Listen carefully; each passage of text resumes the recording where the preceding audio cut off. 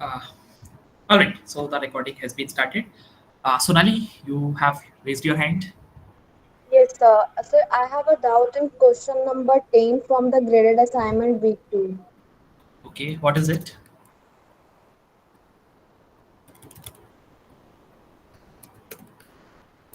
Hi, am I audible? Yes, sir, you are audible. Yes, Yes, sir. sir. Sonali, could you please tell me what is your doubt? Sir, I marked it option number 3, that is 2 plus 8 plus 8. Sir, I didn't get that the how it is 3 plus 7 plus 7. Okay, what is it? What will be the minimum number of bits required to encode an instruction set with six different instructions? Each instruction can take up to two operands, and the number of bits the operand is the. I think the explanation is already given as part of the feedback. Did you go through that? Yes, sir. I go through it, but I didn't Uh, understand. okay, so Sonali, let's do one thing. I'll come on to it later because currently I have some different agenda, and maybe I'll take this at the end of the session. Okay, sir. Okay, sir. Vivek, Sir, I have a doubt to solve the PPA 6 of week 3. And, sir, also one doubt is which function or operator used to swap the variables in programming? Vivek, I think I lost you. I could not hear your complete sentence. Sir, I say which operator or function used to swap the variables in C programming? Uh, okay, swap the variables, is it? Yes, sir. Well, there is no operator as such that you can use in order to swap two variables, but you will have to write, a few lines of Sir, code so that you can construct that logic of swapping those two values. There is so no operator directly can you available. repeat? I not clearly. Yeah, go ahead. Sir, I not clearly hearing your sound. Can repeat. Huh. What I'm saying is there is no direct operator available in C language that can help you in swapping two variables. What you will Yes, have sir. to do is you will have to write a small line of code that is actually going to construct the logic of swapping those two variables. There is no direct operator available that you can use and which will help you in swapping those two. Okay, You will sir. first have to copy the value of one variable in some Yes. other variable, or there is some other logic also available if you don't want to use any other variable. But yeah, there is a logic for that. And if you want, maybe I can discuss that at the end of the session too. Okay, sir. And sir, PPA 6 of week 3. Sir, please solve. PPS 6 again means this is something that I guess many of the students here might not have reached to. So again, I would say I'll discuss it at the end because PPS 6 I am assuming will be the most complex assignment Yes, if we sir. consider the practice. Yes. All right, so let me quickly get started with the week 3 practice assignment questions. Yes, Shreyansh. Sir, I have a conceptual doubt about in week second lecture. So, if you allow in this session, could I ask Yeah, you? what is it about? Sir, I have doubt relating second component. Like I am just blank about the topic. Can you please explain it? Sorry, second component, what is it? Sorry, two's component. Okay, two's complement. Yeah, two's complement. All right, so see, on a brief note, what I can tell you is when you are talking about integers, so integers include both positive as well as negative values, right? So in the previous session, probably not in the previous one, I guess one session we did last week where we discussed about the conversions, right, from decimal to binary, etc., etc. So what happens is you will have to represent both type of numbers, positive as well as negative numbers in computers. So what we have is we have two types of notations in order to represent the negative numbers, because positive numbers, it is all simple. We have discussed it in much more details in the session that I was referring to just a few seconds ago. But when it comes to storing negative numbers, we have two notations available. One is sign magnitude, the other one is two's complement notation. What happened in sign magnitude notation is that you reserve the first bit of the entire binary representation to represent what the sign of that number is going to be. So let's say if that bit is going to be off, that means 0, that means the number is going to be a positive number. Whereas if the bit is 1, that means it is going to be a negative number. This is how you do it in uh, sign notation.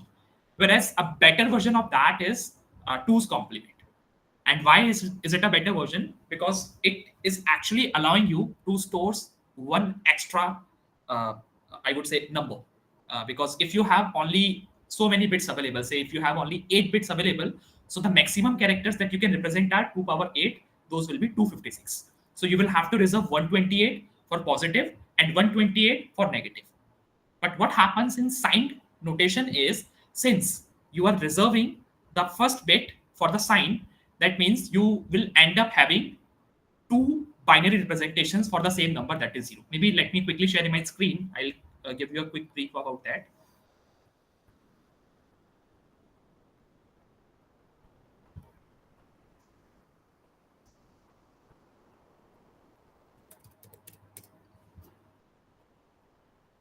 Okay, so let's say I'm talking about 8 bits here.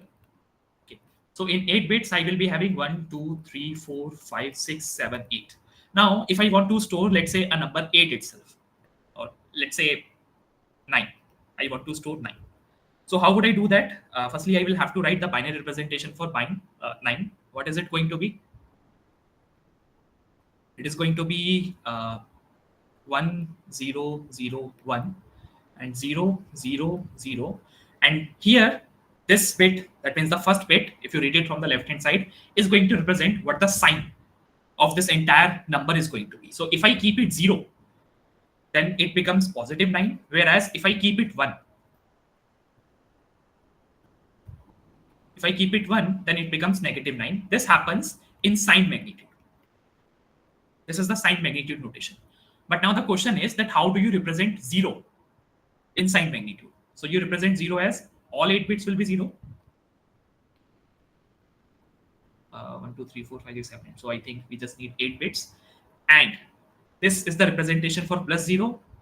For minus 0 also, you would be writing something like that. Because even if you change it to 1, the rest of the 7 bits will have to be same. And ultimately what you are having is, you are having two different representations for the same number, that is 0, because there is no sign available for the number 0 as such. Whereas what happens in 2's complement notation is, the maximum number that you can represent, with 8 bits, is going to be, the positive number I'm talking about, is going to be 127. And that 127 is going to be 0, 1, 1, 1, 1, 1, 1. I mean 7 times 1, 2, 3, 4, 5, 6, 7. Yeah. So this number is going to be 127. This is the maximum positive number that you can represent. Now, as soon as you jump to 128, that means as soon as it becomes 1, and all these become 0.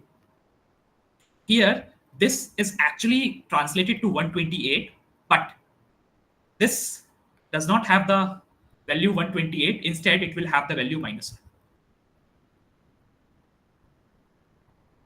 So this is basically the difference between sign magnitude and the 2's complement notation.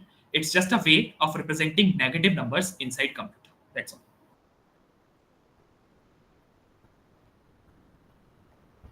Does it make sense? Yes, sir. Yes, sir. Okay, fine.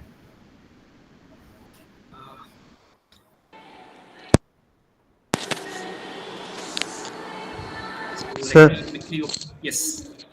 sir, I have a doubt in eighth question of week 2 graded assignment, sir. Tell me. Eighth question of sir, I can't understand that concept, sir. Okay, it is telling you add the below 4-bit numbers which are represented in signed magnitude form. So these are 4 numbers, and you just have to simply add them. That's all. So you have 2 options available. Either you add them in the binary form as it is, or what you should do is you should first convert each of them into their respective decimal representation.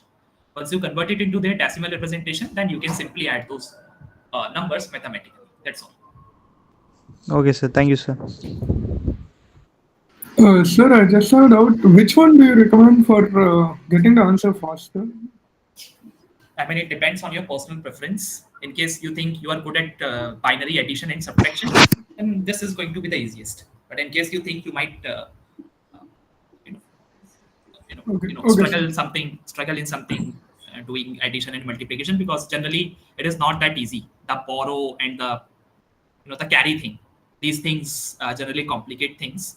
So sometimes people prefer to convert it into decimal, since it is just a 4-bit number, so it becomes very easy for you to convert it into decimal. Yes, sir. Okay. Sir, and I have a doubt in question number 11 of week 2 graded assignment. Yeah, tell me. Sir, in this question, when I was going through the loop, in the second line in the loop, JE end. So I did not Okay, understand how to use that one. how to How to execute that line of code. jump to the end if r1 is equal to 0, otherwise go to the next step. So all is it telling you is that you will have to check that if the value of r1 register is 0, then you don't have to execute anything, you simply have to exit the program, that's all. Okay, completely exit the loop. Yes. Okay. Okay, sir. Thank you.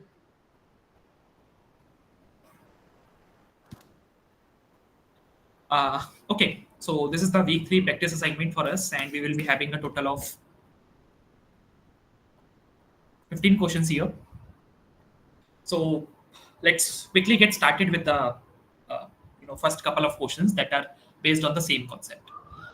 So the first question says, which of the following type conversions can happen implicitly in C language? Whereas the second question says, which of the following type conversions need to be done explicitly in C language? May I know how many of you here know about what actually type conversion here is? What does it mean?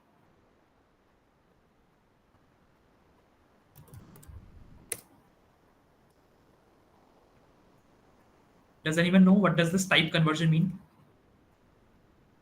Changing from one form to another. It convert int into float or float into it, or int into float for imputation, or float into it for exploitation. Okay. So the basic meaning, as all of you mentioned it correctly, it is what you are trying to convert one data type in C language into another data type. Now, firstly, what are these data types? And with data types, I would like to bring in another concept, that is variables. Okay. So whenever you are writing any program, no matter what language you are writing your program in, that doesn't really matter. What you will have to do is you will have to work with data. You will have to manipulate the data as part of the program. And based on the input that you have received from the user, you will have to do some manipulations on the input, and you will have to give the result back to the user. So the input that you're accepting from the user, or even the manipulations that you're performing on your data, might result or might lead you to store a lot of intermediate values. Right. For example, let me talk about multiplication. Let's say you want to multiply two numbers, A and B, and you are asked to not use the multiplication operator directly. So how would you be doing that? You would be adding A to itself B number of times. Or if I try to be more specific here, let's say you want to multiply 4 with 3, and you don't have the multiplication operator available. So what you will do is you will try to add 4 to it 3 times, or you will try to add 3 to itself 4 times. So 4 plus 4 plus 4 is going to give you the same result as 3 plus 3 plus 3 plus 3. Both are going to give you the result 12. But when you are writing a program for this, what you will probably be trying to do is you will first try to add the first two numbers. Now, once you add these two numbers, you get the result 6. Then you will try to add it with the next number, that is 3. You get the result from this. You take 9, and then you again add 3 to it, and finally you get this 12. Now, this 6 that I have assumed, or this 9 that I have assumed, it is some of the intermediate values that my program requires. And I might need to store these values somewhere as part of my program. And in order to store these intermediate values, or even the inputs provided by the user, we have to use variables. Variables are what? Variables are used in order to store or hold some data that you require in your program. Right? And whenever you create variables in C language specifically, you will have to inform the compiler that what type of data you want to store in the variables that you are creating. Because data also has many types, and if I'm talking about, or if I talk about C language specifically, the most common data types that we will be working with, especially as part of this course, are going to be integer, and we use it with the name int. This is the keyword that we use for using the for the alias integer. This is something that can be used as an alias for integer, because you don't write integer as the complete word when you want to say that I want to have a integer type value. Then we have char. Char is short for character. Character includes alphanumeric things and even any other special symbols as well. So the character can include integers as well as alphabets as well as special symbols, or whatever inputs are provided to you on your keyboard. So everything can be well contained as part of the characters. Then we have float. Float is just an extended version of integer. Integer, as the name suggests, what you can have is you can only store positive and negative values. But what if you want to store values with precision? Let's say you want to store a value of pi, that is 3.1428, whatever it is, right? So if you try to store this value in integer, it won't work, because integer can only store values without points or without this precision. If you want to store something even after the precision, then you will have to extend the capability of integer type, and you will probably do it in float. Now, float gives you the flexibility to store so many digits after the precision. Say it gives you the flexibility of storing 6 digits after the precision. So these are 6 digits that you can store with float.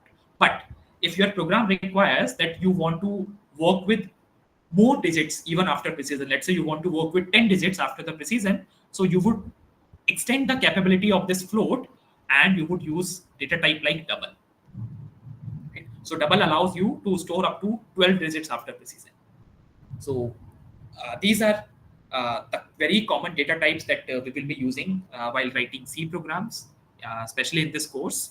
And whenever you are creating variables, you will have to inform the compiler that what type of value your variable is going to hold.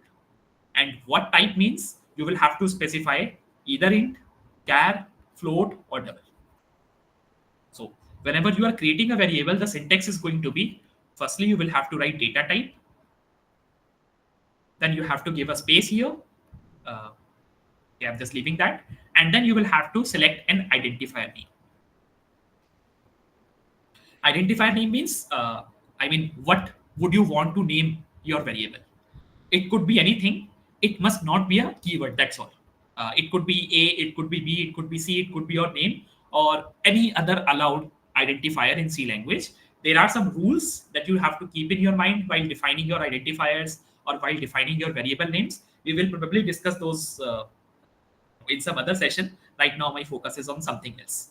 So variables are created this way. You first specify the data type, what type of value this variable is going to be holding, and then you specify what should be the name of the variable where you will be keeping or storing that data. Why are you creating an identifier here is so that later when you want to access that particular value, what you can do is you can directly use this identifier. Let's say what I can do is, an example of it could be, I can do int a. I can do this. So later on, I can say that I have created a variable with name a. Now I can store a value of 10 to it. I can store a value of 20 to it. I can store a value of 30 to it, or whatever value that you want to store, which is permitted in the integer type. Let's say if you want to store precision, that will be a different story altogether. But this is how you can create a simple enough variable in C language, and this is how you can provide or store some values in the variables that you are creating. Right?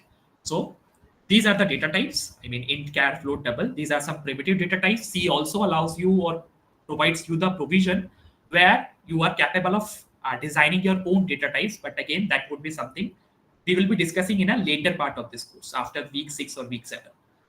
But for now, we will be working with these primitive types. Primitive type means that the data types that we have not created ourselves. This is something that the C language is providing to us. Okay. So we will have some restrictions. We will have some limitations. Like I told you, integer can only hold positive and negative values without precision. Character, if you have alphanumeric things, then you would want to go with characters. Then float Float also has a limitation, otherwise you will move to double. So that's why we have various number of data types available in C language. And this is how you will be creating variables. Now, why did we start all this discussion is because we wanted to discuss about type conversion. Now, in order to understand type conversion, you first need to know data types, and with data types, you need to know variables. Right. So now that you know about few of the data types in C language, type conversion is simply, or it simply means that you are converting one of these data types that I have mentioned here into another. Let's say you have some float value available, that means with some precision, etc., and you want to convert it into int, and vice versa can also be possible. You have some int available and you want to convert it into float. So both of these are going to be the examples of type conversion. Right. One more thing I would like to mention here is that each of the data type is going to be consuming variable number of bytes in the memory, because of course if you are creating a variable and you want to store something in it, there has to be some storage space that needs to be allocated, or some memory that needs to be allocated to these variables. And the size of memory chunk that gets allocated to each of these data type, it depends upon the architecture that you are using, and of course the data type that you are using. For example, the int is going to be consuming 4 bytes in 32-bit or 64-bit architectures. Similarly, char will take 1 byte, float will take 8, double will take 8, etc. Things like that. These things will of course be discussed in the upcoming lectures. But yeah, just letting you know that the memory chunk is going to be of different sizes for each of the data types. All right. Now, does anyone has anything to ask?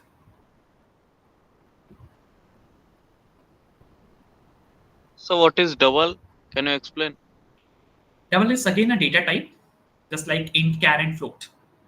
So as I was telling you before, in case you have a number, or you have a variety of numbers that you want to work with as part of your program, and that number actually requires you to have more digits after the precision, because float only allows you to store only 6 digits after precision. Let's say you want to have more than 6, say 8 or 10 or whatever it is, then you would use double in that case.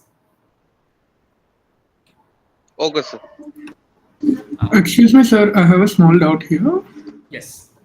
Sir, over here you have written int a and also equal to a is equals to 10. So I just want to like to know, if I write int a, what will be stored in the a? Like, is it 0 or? It is going to be, see, what will happen is as soon as you do int a, and when the compiler will read this and execute this, what it is going to do is it is just going to allocate some memory to this particular variable, and it is going to keep the reference to that memory block in this a. That means whenever you will be accessing this a, it is actually going to be accessing some memory block that is available. So by it's like default, if you empty have not memory stored block. anything, it is going to be some random garbage value. Okay, so if I multiply 1 with a, so what could I get as a result? Sorry? If I multiply 1 a times 1, if I just do an arithmetic operation of a times 1, what will be returned? That depends. Means what type of value is being stored in A. You will So get the it's multiplication completely for that. random then. Yes, it might be completely random, and modern compilers, what do they generally do is they initialize any uninitialized variable as in your program with the value 0, especially for int. Okay, sir. Got it.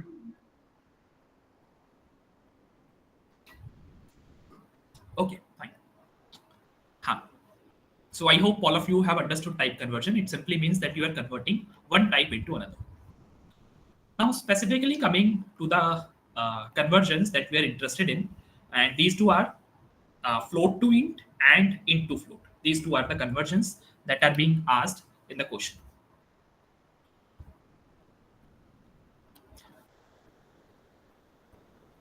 So for that, I would like to tell you that int is actually going to take 4 bytes in the memory. That means it would require you 32 bits in the memory, the actual memory space that it needs. And the float type variable, it will require 8 bytes in the memory. So why is it requiring 8 bytes? Because of course it is giving you the ability to store many things after the precision, which is not allowed as part of the int data type. Now, what it is telling you is that you are trying to do two conversions. One is int to float, and another one is float to int. So the question that it is asking you is that which of this should be done implicitly. That means the programmer need not take care of this conversion explicitly, and which of these conversions should be actually performed by the programmer. So let me just give you a small context about this. Let's say this int, which is actually consuming 4 bytes, assume that this is a box, and let's say if it is 4 bytes, we are assuming that the size of this box is 4 by 4, right? And similarly, float is also a box, and if its size is 8 bytes, I can just assume that its size is actually 8 by 8. Now my question to all of you is that if you want to store a 4 by 4 box in another box whose size is 8 by 8, do you think should you be facing any difficulties in placing a 4 by 4 box in a 8 by 8 box? No, sir. No, No, sir. So sir. it would be quite straightforward for you. No, sir. You will simply pick it up and put it here. No problem at all. Even after placing it, you will have a lot of space available. Right? You will still be left with some extra space available. So when you are trying to convert an integer to float, you don't have to oversee that operation critically, because what you are trying to do is you are trying to extend the capability of int to float. Previously it was requiring 4 bytes. Now you are saying that I want 8 bytes for that. So you should be easily able to copy the value that was stored in 4 by 4 box into a box which is having a size of 8 by 8. Let's say you were storing a value, say 1, in 4 by 4 box. Now what you want to do is you want to put this value into an 8 by 8 box. Of course, it will also be 1. If it can get fit in a 4 by 4 box, it can easily get fit in a 8 by 8 box as well. So int to float is going to be an implicit conversion. Implicit because you don't need to oversee this operation critically. Even if you do this, there is no chance of data loss, right? Because whatever the contents of this box are will be easily placed into a bigger box than that. There will be no data loss at all. But when you think about converting a float to int, what does that mean is that you have this 8 by 8 box available and you want to fit this 8 by 8 box into a box of size 4 by 4. What do you think? What all difficulties could you face? If speed will slow down. Okay, the very first thing is that can you place 8 by 8 box into a 4 by 4 box? Is it possible? No, sir. Some data No, will No, be sir. incomplete No, How can data. you make it possible if you want to do it? Explicit. Yeah, means what? Means talking about a real life scenario, how would you actually place a 8 by 8 box inside a 4 by 4 box? What would you do? By making 4 by Modulate 4 it, matlab, two Use times. some break data. it into small form. Okay, what you will have to do is you will have to scrap some part of this box so that it can become the same size as that of 4 by 4, right? You will have to cut down the edges. You will have to scrap some material from this box so that it could easily get fitted into this 4 by 4 box. Am I guessing it correct? Yes, sir. This is Yes, exactly what will happen when you will try to convert a float into integer. What happens is, let's say if you have a value 3.1428, let's say some digits after precision, and you try to convert it into int, what will happen is the only value that you will be left with is going to be 3. You have lost this 0.1428 or whatever was written after the precision, right? So that is why it is said, or it is recommended, that whenever you are doing float to int conversion, you need to take care of that conversion explicitly, because there is a chance of data loss there, and you will have to handle that data loss specifically. Otherwise, your program might malfunction. So that is why this is a conversion that needs to be done explicitly.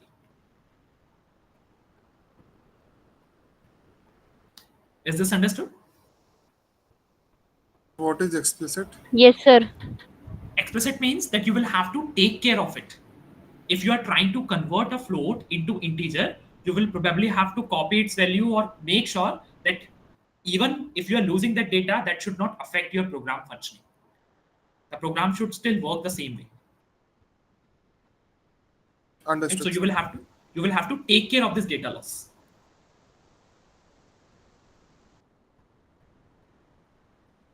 Am I making sense? What I'm saying is, I'm saying Yes, that yes, when sir. you are converting float into int, you will just have to take care of this data loss because that is certain to happen. Understood, sir. Understood. So that is why it should be done explicitly. And when you are doing int to float, there is of course no need for you to, write some extra logic for that, extra code for that. This is not going to cause you any data loss or anything. So these were the two questions. Which of the following type conversion can happen implicitly in C language and needs to be done explicitly in C language? So I hope all of you can answer this. What will be the answer for first? Into float. Into float. Be to float, and the next is To going to be float. explicitly. That should Float be to float to Float to int. Float to int. I hope it is clear to all the first two Yes, questions. Yes, sir. Yes, sir. Yes, sir. Now, moving on to the next thing, the next question, that is question number 3 here. What is the size of an int data type variable in a 32-bit architecture? So just like I talked about, int is going to take 4 bytes, float is going to take 8 bytes. 4. So 32-bit. 4 bytes. But if you see the type of question, it is basically a multi-select question. As you are able 32 to see these bits check and boxes. 4 bytes is the same. So as 32 you know bits and that 4 1 byte bytes. is 32 equivalent to 8 bits, so 4 bytes will be equivalent to 32 bits. Yes, you all are correct. So yeah, this was an easy thing. Now, coming on to question number 4, what it says you or what it asks you is, which of the following header files must be used for using printf and scanf? In case those of you who Standard IO. Standard IO dot H. Standard library. Alright. Yes, all of you are correct. But just to give the context to others who might not have the knowledge of this header file as of now, what actually a header file is. And before talking about header file, I would first like to talk about why do we need header file. So when I was talking about these variables, data types, etc., I was telling you that the user will be providing some input, you will be doing some manipulation, and you will be giving some output back to the user. So in order to accept that input from the user, and in order to show the output back to the user, you will need to have some mechanism through which you will be able to do or manage all these things, right? So for getting the input into the program and for displaying the output from the program to the user, we generally have some functions that are available to us via the help of some library files. Now, what are these library files? These library files are actually some utilities that have already provided the definition for the functions, like how do you accept the input, like how do you print the output back to the user. So that you don't have to write that logic again and again as part of your program. What they have already done is, they have already said that, let's say I have a function, say func. What you need to do is you just need to call this function, and this function is going to help you in order to get the input from the user. Now, how this func is doing or what this func is doing, you don't even need to know that, because the definition for that is already been written. You don't need to write it explicitly by yourself. So func is going to help you getting your input, and there is some other function that is going to help you in giving the output back to the user. Right? So now, when you want to use these functions in your program, you will have to import these functions, because what the compiler is going to see is, compiler is just going to see the code. If the compiler won't be able to see what this function is doing, it will actually throw you an error. So where are you getting this function from? You are getting this function from some of the library files. And those library files are actually imported on the top of your program whenever you write C programs. So these two functions specifically, printf and scanf. So scanf is the function that you use in order to accept the input from the user, and this printf is the function that you use in order to show something back to the user on the console. So these Sir, two are the functions. iostream.h.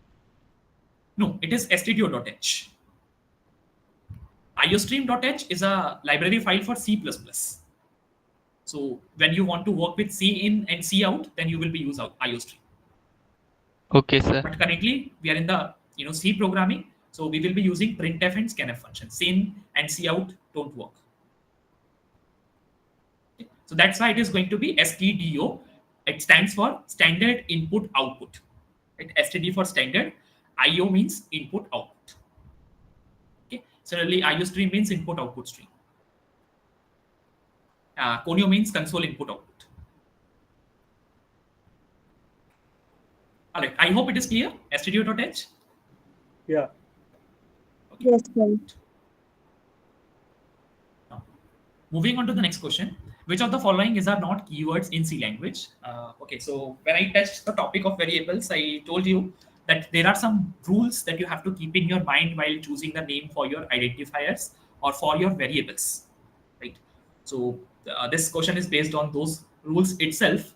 So one thing that I told you is your variable name must not be a keyword. So you will have to just uh, you know keep the keywords aside, and the rest of the things are going to be the answers for this question. So it is asking you which of the following is are not keywords. That means the the words that you can use as identifiers in C. That means the things that you can use as your variable names. Now int, as we just talked about, it is basically what?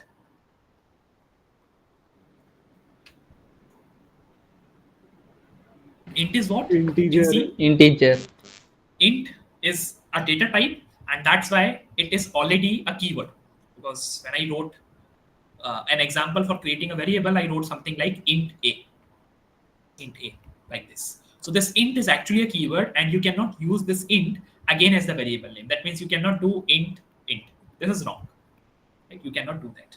So definitely int is not one of the correct answers, because this is asking you which are not the keywords. So int is a keyword, so it is not correct answer. Cout. Just like I mentioned a few seconds ago, cout is the replacement of function printf for the language C++. But it is a function in C++ language and not in C. So cout can be used as an identifier name, or you can say it is not a keyword in C language. So that's why it is one of the correct answers. Struct. Does anyone know about struct? Is it related to C? Structure. Sir, structure. Yes, sir. Structure. Exactly. So struct is actually going to be one of the user-defined data types. And as I was telling you before, these things will be introduced in the later half of this course, at least not in the first 5 or 6 weeks. So yes, struct is actually a keyword in C language that gives you the flexibility of creating user-defined data type. But for now, let's not talk about that. All we are interested in is that it is actually a keyword, and that's why it cannot be used as an identifier. So it is not one of the correct answers. Now, talking about friend, does anyone know about friend? Does it have any significance in C? No, sir.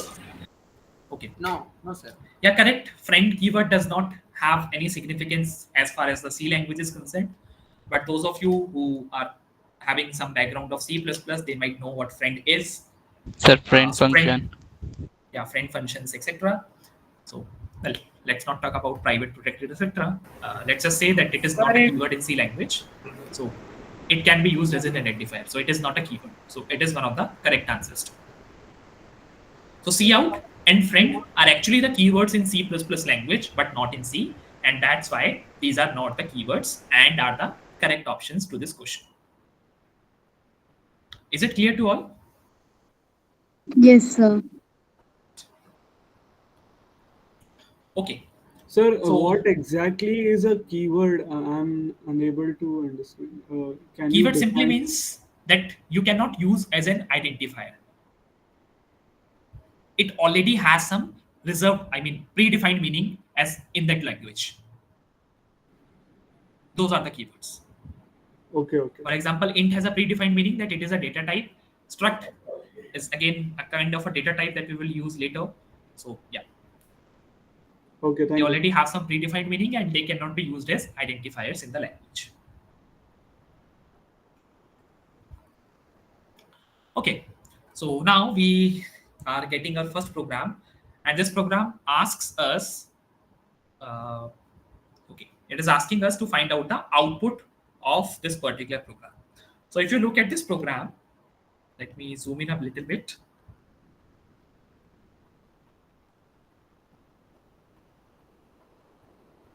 Okay. So if you look at this program, the very first line that you are seeing, it is actually the header file, right? The stdio.h we talked about in the previous question. This is allowing us to use functions like printf. Right? This printf function you are able to use here because of this stdio. Right? This is a basic structure of writing C program because the main execution of C program begins from the main function. So it is mandatory for you to have a main function in your program that you are writing, which is going to be the entry point for the execution. And here you are able to see that we have used int as the data type, which is also a keyword, and we have created three variables here: A, B, and C. A is initialized with the value 1, B is initialized with the value 1, C is also initialized with the value 1. In the next line, we have created another integer type variable called x. And after that, we are doing something. And this printf, what all it does is, it simply helps you in showing the output to the user. So whatever you have written here will actually be shown to the user as it is. Of course, this %d, this has special meaning. This %d is actually a placeholder for a value.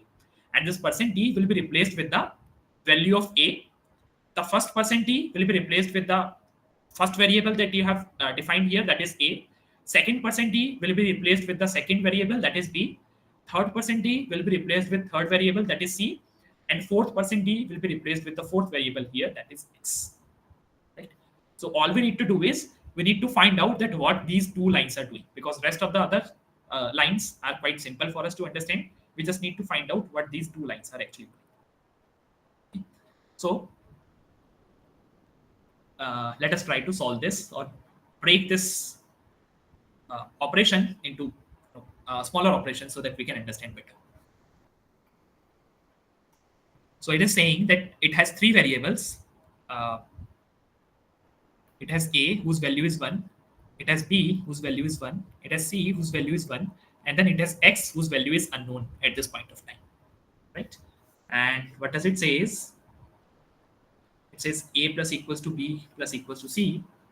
So a plus equals to b plus equals to c, and the next thing it says is x equals to minus a multiply b.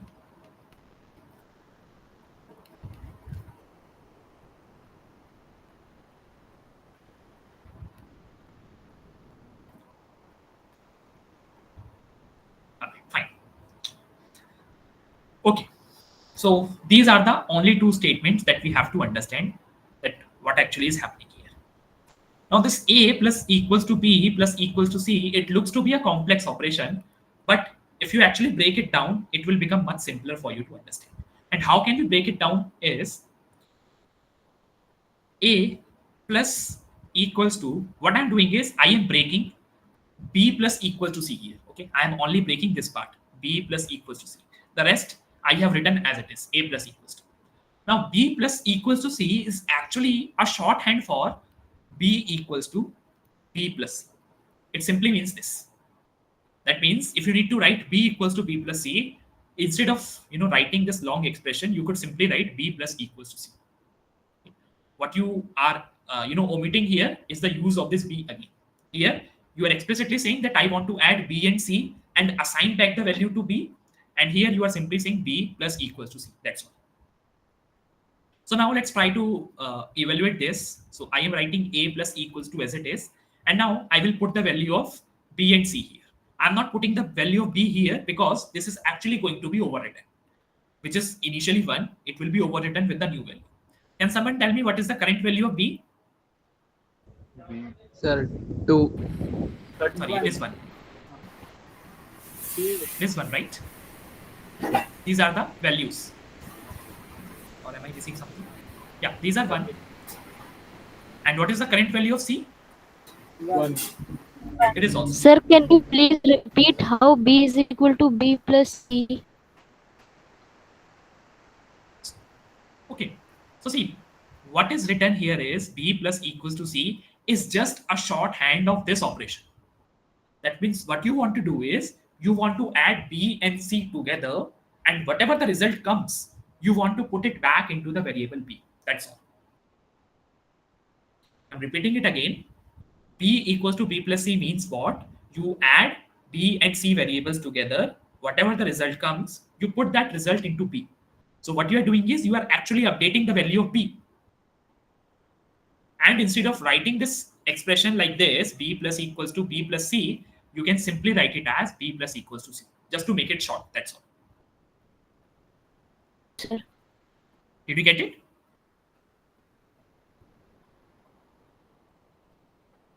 Did you get it? Yes, sir. Okay, fine. Now we have reached till this point that we have written A plus equals to B equals to 1 plus 1. Now let's execute it once again, or let's evaluate it further. So B equals to 1 plus 1 becomes what? B equals to 2. It becomes this. Now as soon as you see B equals to 2, that simply means you are assigning a new value to B. Okay. So what you are doing here is you are assigning or overwriting the existing value of B with the new value, that is 2. Are you getting it? What you got here is you got B equals to 2. That means you are trying to assign the value of 2 into the variable B. So if the value of B, whatever it was before, it doesn't really matter because the new value is now 2. Are you all getting it? Yes, sir. Yes, sir. Now, Yes, sir. now, how will you proceed further? Now you will say A plus equals to B. You can forget about this equals to 2 now because you have already overwritten the value of B. That is done. Now, what you have got is you have got this expression A plus equals to B. And if I expand this expression once again, what will it become? It will become A equals to A plus B. Now, what is the current value of A? 1. 1. What is the current value of B? 2. 2. So what will be the new value of A here? 3. 3. It will become 3. So the value of A got overwritten to 3 from 1. Remember, C remains the same. C has not been overwritten. B is overwritten with the new value 2, and A is overwritten with the value 3. This is what we have got after executing the first statement here. Is that understood to all? Yes, sir. The value of the C will be as usual. Value of? C will be as usual. Value of C will be unchanged. Yes, we have not tested. Okay. Now, coming on to the next statement, that is this. Let's see what happens. So x equals to minus A multiply B divided by minus C multiply B. Now, so what we have here is we have multiple operators available in the same expression. The very first question that comes to mind is that which operator has to be evaluated first? Shall we evaluate this multiplication operator? Shall we evaluate this divide operator? Or shall we evaluate this multiplication operator? What should we evaluate first? Division. Division. Minus C multiplied by B. So that's what we have is we have the BODMAS rule available, right? Yes, BODMAS. But in programming languages, we don't actually go by the BODMAS rule as such because they define the precedence of their operators on their own. For example, if I try to find out precedence of operators specifically in C, okay, here.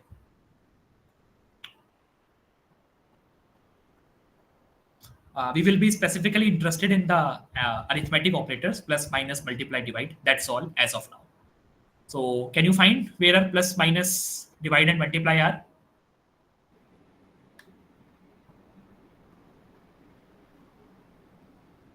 Three and 4. Yeah, exactly. So they are available here at row number 3 and 4. Okay. So the precedence here is equivalent to priority. Now, whoever has the priority one, what do you think? Should it be treated first or should it be treated last? First, sir. It should be treated first. It should be evaluated first. Exactly. So now what does it tell us is that the precedence of multiplication, division, and modulo division. Well, does anyone know the difference between division and modulo division?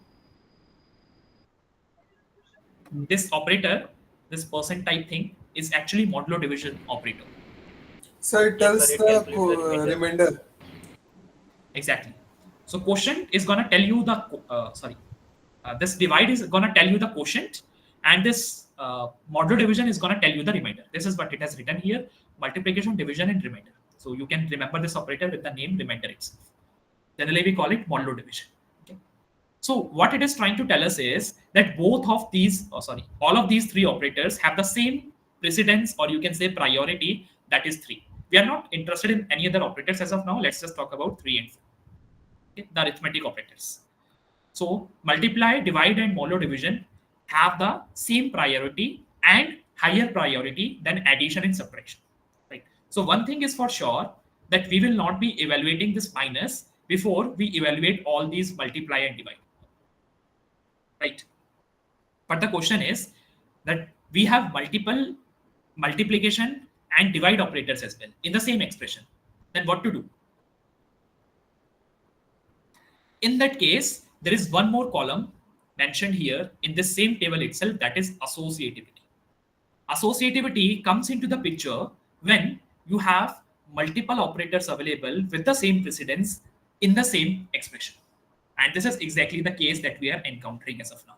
We have an expression which is making use of multiple multiplication operator, and of course multiplication operator as well as division operator have the same priority. So we don't know that what to evaluate first, or what to evaluate first. Sorry. So associativity tells us that which order we need to follow. If the associativity says we have to go left to right, that means if you have multiple multiplication and division operator, and you are interested in finding out that which has to be evaluated first, so you just look at their associativity. If associativity says that you have to go from left to right, then you will have to start parsing this expression from the left hand side, and you will have to see which operator comes first, having the highest priority. So this is the operator that is coming first, so you will be evaluating it. Then after that, you will be left with some smaller expression. You apply the same rule. You first check if there are multiple operators with the same precedence. If yes, you check their associativity. The associativity is gonna be left to right for majority of the operators, but only for one operator, especially. Well, of course, it might be right to left for other operators as well. But the operator that I want to show you here is the assignment operator. Right? Assignment operator, the associativity is right to left, because whenever we do things like a equals to 3, what we are saying is we want to copy the value 3 into variable a. So we want the data flow to happen from right hand side to left hand side. So we are moving this way, and that is why the value of 3 will get stored in the variable a. But here in these arithmetic operators, the associativity is left to right. So what we shall be doing here is we shall evaluate the first multiplication operator that we will encounter while parsing the expression from the left hand side. So let's quickly replace these variables with their actual values. So what will be replaced, or what will be the value of a as of now? It is minus 3. Minus Yes, 2. sir. Multiply, what is the current value of b? It is 2. 2. Divide by minus c, it is minus 1. Minus 1. Multiply by b again, that is 2. Oh. So now we know that we have to go from left to right. So firstly we will do minus 3 into 2. What will be minus 3 into 2? Minus 6. It will be minus 6. Divide by minus 1, multiply 2. Now again, we are in the same condition. We have two operators available in the expression. One is division, one is multiplication. Both have the same precedence. What should we do? Multiplication. So why multiplication? We have to do division first, because we have to move from left to right. When you are moving from left to right, then division is the first one that comes. So minus 6 divided by minus 1, what is it? 6. 6. 6 times 2, and finally we are left with this smaller enough expression that will give us 12. Right? So the answer to this is going to be, well, Option B. Okay, so this is basically the value for x. So x will become 12, whereas a is 3, b is 2, and c is 1. Let us try to match the second option. A is 3, b is 2, c is 1, and x is 12. So this is the correct option. So has everyone understood what we did here? Yes, sir. Sorry? Okay. I'm assuming that it is understood to all. So let's move to the next question. Excuse me. Yes. Uh, I just want to ask about the line int main. Line? The line int main. So is that an integer declaration over there? No, this is going to tell you right now. We have not discussed about functions, so I was avoiding that. So what happens is when you define functions in C language, you have to specify the return type, like what type of value that function is going to return. So this main is actually a function which is going to return an integer type of value, and that's why we have written 0 at the end. So that it matches with the return type. So it actually is declaring something of the variable it is type not that you declaring. need. It is just telling you the return type. It is not declaring anything. It simply tells you that what type of value this main function is going to be returning. So at last you said it will be returning value 0, and 0 is of integer type. It is not declaring anything. Thank you.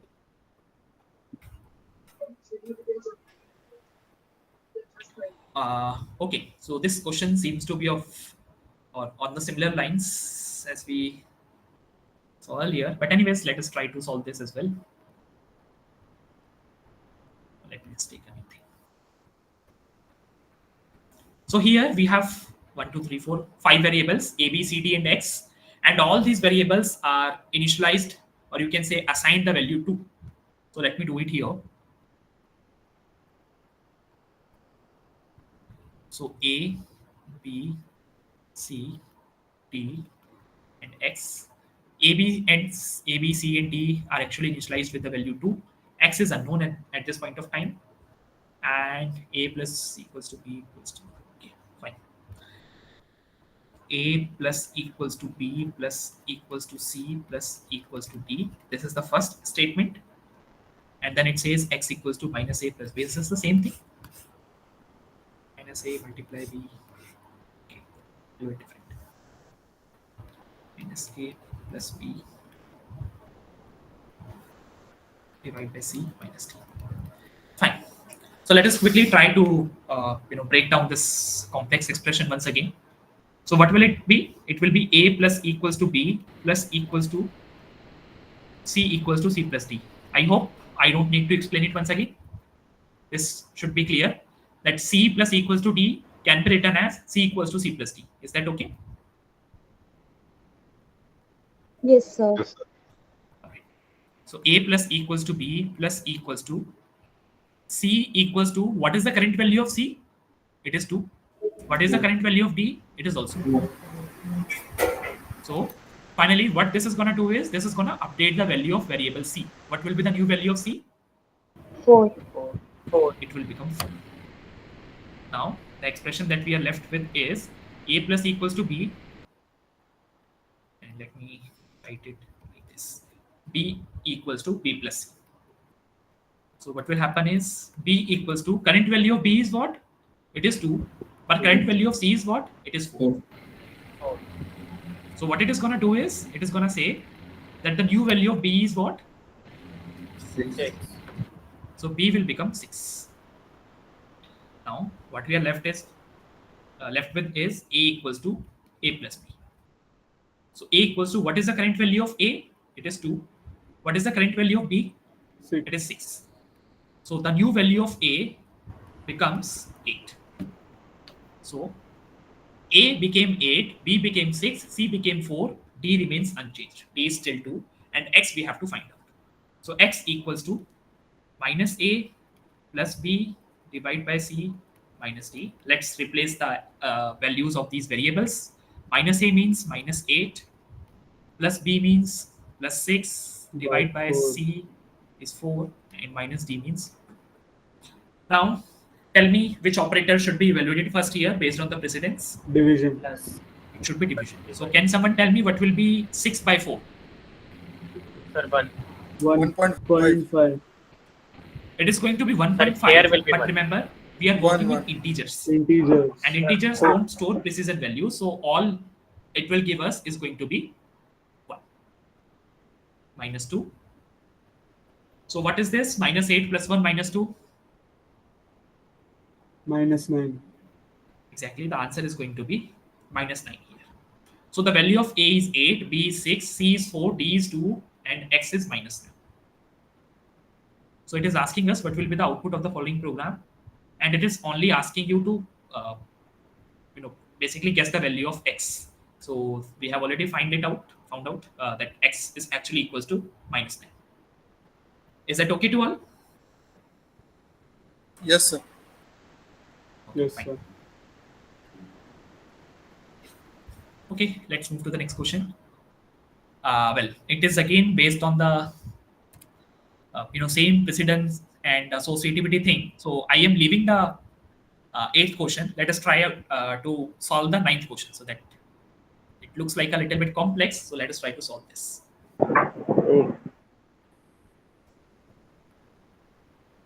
Sorry, someone saying something? Okay, you are probably telling us the answer. So yep, whatever your answer is, that should be correct. But I'm leaving that question number 8 as of now. So here int x equals to 1 plus 2 multiply 3.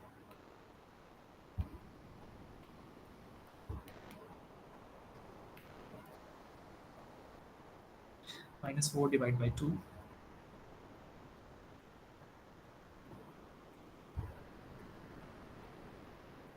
Okay, so this is the expression here. Now let us try to solve this. So what do you think, which operator has to be evaluated first here? Multiplication.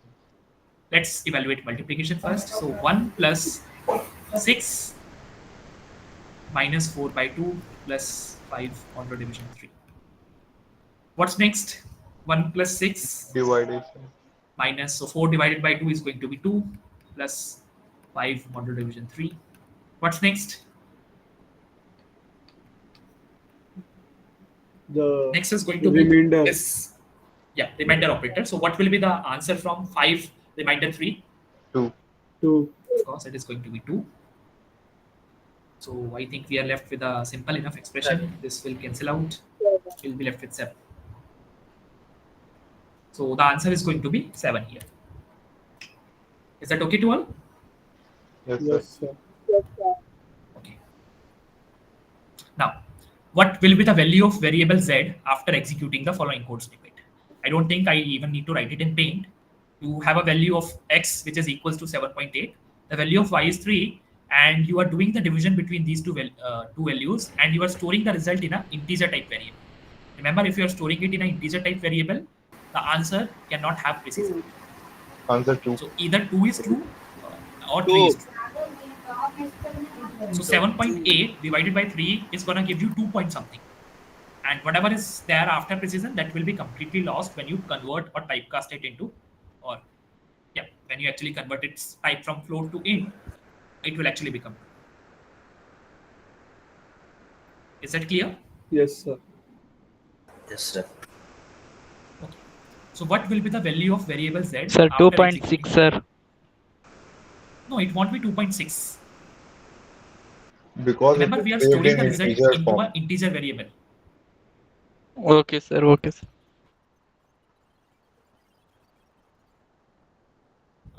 Okay, so what will be the value of variable z after executing the following code snippet? So what do you think? What will be the value of z? 3. Okay, so x. Okay, let me write it for everyone's reference. X by y plus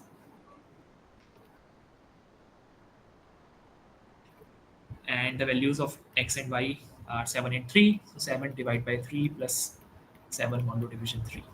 So 7 by 3 is what? 2. And 7 remainder 3 is what? 1. So the answer is 3. All right. Okay. So now we are having this question based on 2 operators, and those 2 operators are logical operators plus prefix and postfix types of operators. All right. So let me first discuss about these two operators first, and after that we will try to solve this. Okay. Let me first talk about the logical operators. We have many types of operators in C language. So I'm introducing these operators as and when the question on these operators are coming in. One type of operators we have already explored, and those are arithmetic operators: plus, minus, divide, etc., etc. And now there is another type of operator that we have already explored, that is assignment operator. So this equals to that we have used, or this plus equals to that we have already seen in a couple of questions before. This comes under the category of assignment operators. Now we are touching this logical operators. In logical operators, we have only three. One is AND, second is OR, and third is, can someone guess? Not. Exactly, it is not. Now, what happens is these operators actually work on two operands. Just like arithmetic operators, they require at least two operands to work with. Similarly, logical operators actually work on two operands. So you actually use this AND between two operands. Let's say if there is this operand 1, then you use this operator, then there is this operand 2. This is how you will be using these logical operators. And what type of value these logical operators are going to be returning you is actually going to be a Boolean value. Boolean means either a true or a false. Either a true value or a false value. Only these type of values are returned by logical operators. Now, whether it should return true or false, this totally depends on the operands that you are providing to this operator. So AND operator here, it requires two operands.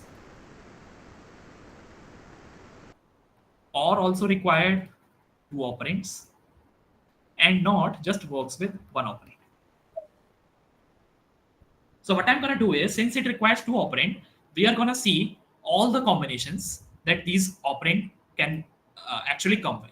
So since we are saying that it only returns true or false value, generally the operand that we provide to them are either true or false. So based on these true or false, they actually decide what should be returned. So in order to understand these type of operators, what we generally do is we create truth tables. Truth tables where we define what all are the inputs available to us. So let's say one operand is X, another operand is Y, and R is actually the result. And then it is going to define that what all different possibilities can come for Y and X. I mean, what all different combinations can exist. It might happen that the Y value that you are providing here might be a falsy value, and X is also a falsy value. The second thing is Y might be a true value, whereas X can still be a false value. Sir, it Why? likes as logic gate. Sorry? Sir, logical operator likes as logic gate. It's just like logic gate, yes, and or not, just like that.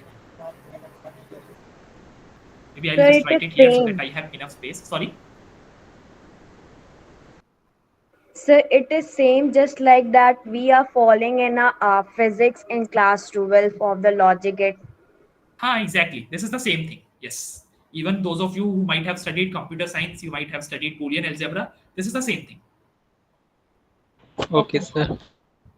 So I'm just drawing the truth table for that, A, B, and let's say this is the result for and this is the result for OR.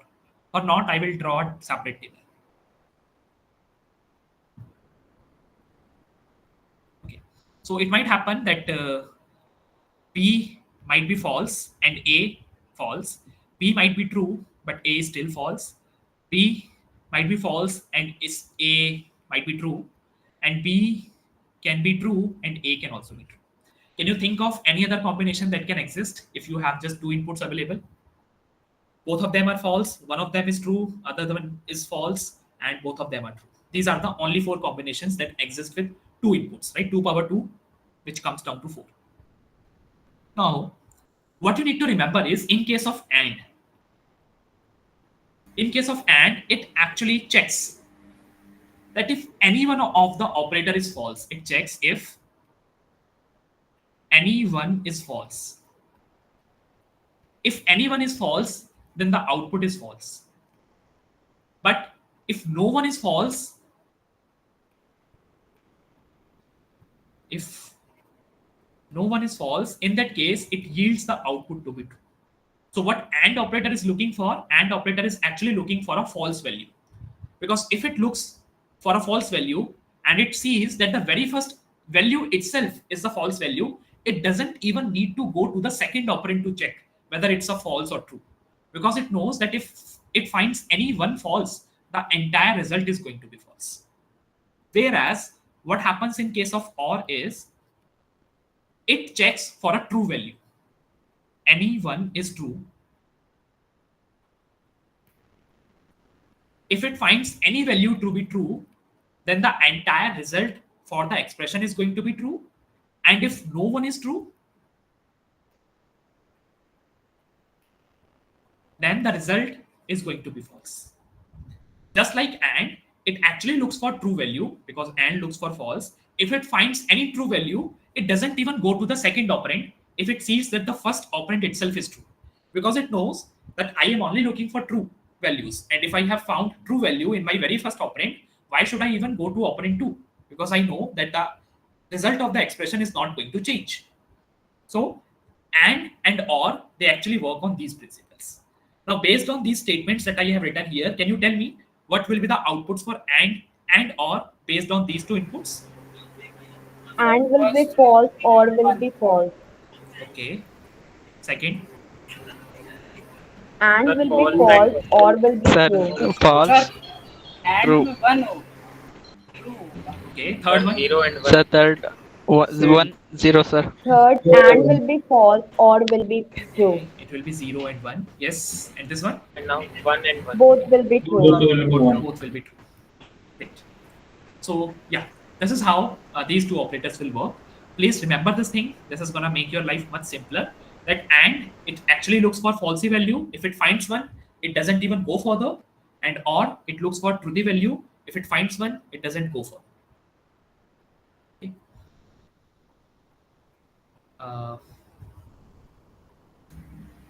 Let me clear this space and I'll draw the truth table for not here.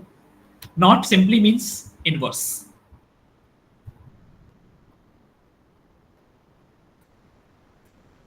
So since I'm saying it only requires one operand, so I'm taking X as the operand and not is gonna give some output.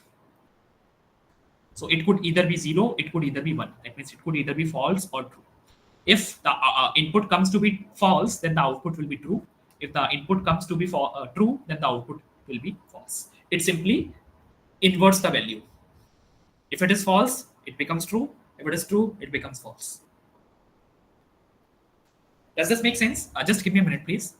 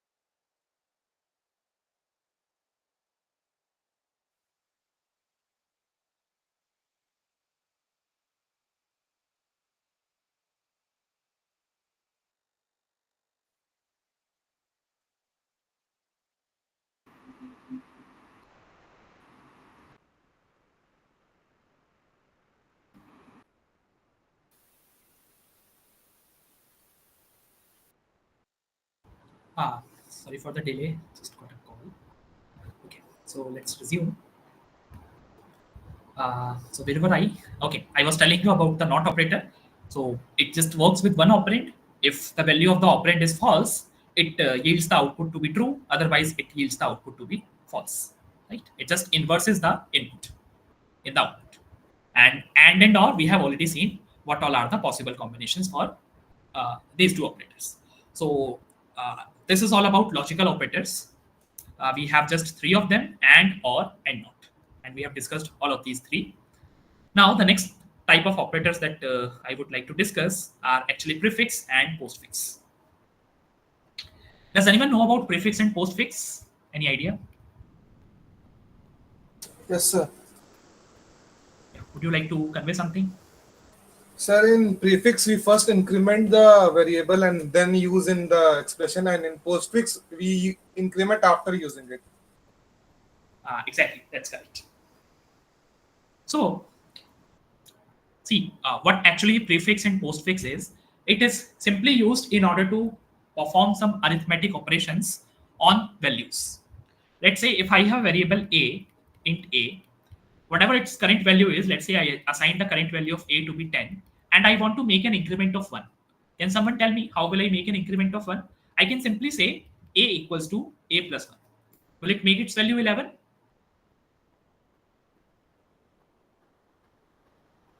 Will this make its value 11 from 10? Yes, sir. Yes, sir. Yes, sir. Yeah. All right.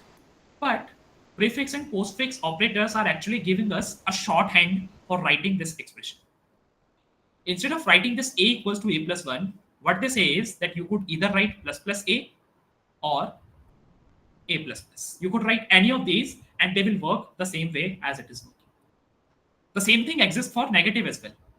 You could also do minus minus a or a minus minus. This will be equivalent to a equals to a minus 1. Right? They are actually equivalent to this expression if they are used standalone. Standalone means if they are not used inside another expression.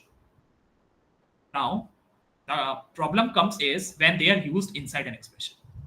Let's say what you are doing is you are creating another variable int b, and what you are doing is you are saying int b equals to a plus plus.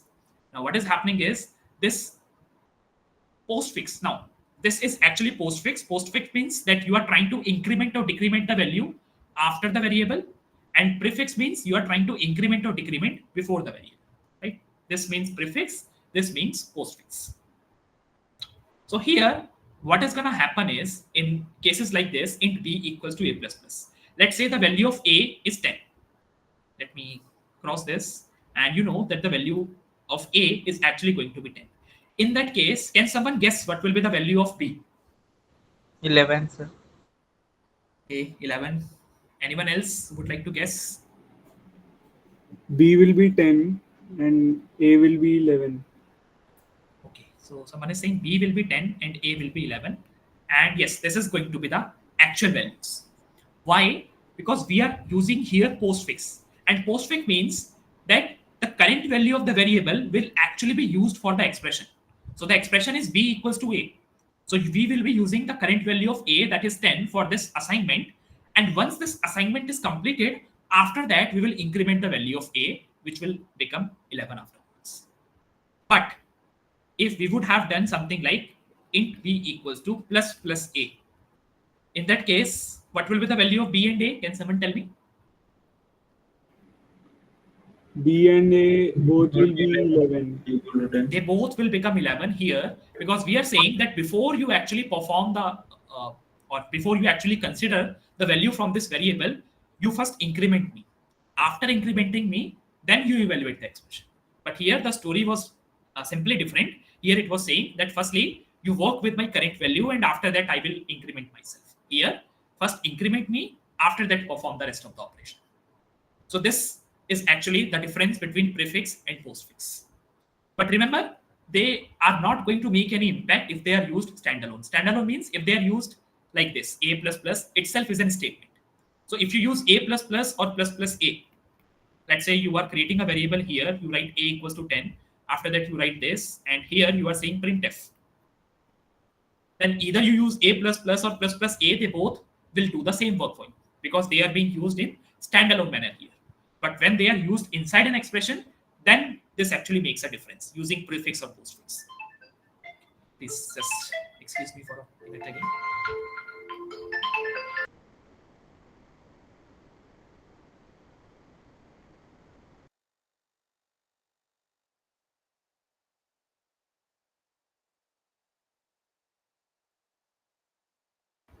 Yeah, sorry. Okay. So I was telling you that when you use prefix and postfix operators inside an expression or as part of an expression, then only they are going to make some different impact. Otherwise, if you are using them in standalone manner, they are equivalent to a plus equals to a plus 1 or a minus equals to or a equals to a minus 1. That's all. So when they are used inside an expression, prefix is going to first increment or decrement the value first, and after that the rest of the expression will evaluate. Whereas in case of postfix, the expression will evaluate, and after that the increment or decrement will happen. Are you able to just get a basic sense? Of course, when we'll do a couple of examples, it will become more better. The understanding will become better. Are you getting a basic idea? Yes. This A++ reminds me a lot of the counters we have been seeing a few times in the questions yet. So does it always increment or decrease by 1 only? Yes, A++ always increments and A minus minus always decrements by the value 1. Never anything other than 1? No. Thank you. So is the basic idea clear to all? Now let's try to do one question, Yes, and after sir. that I hope it will become clear.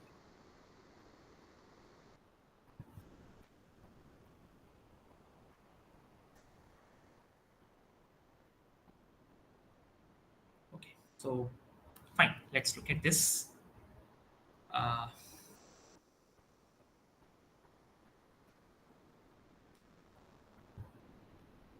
So we have a variable a whose value is 1,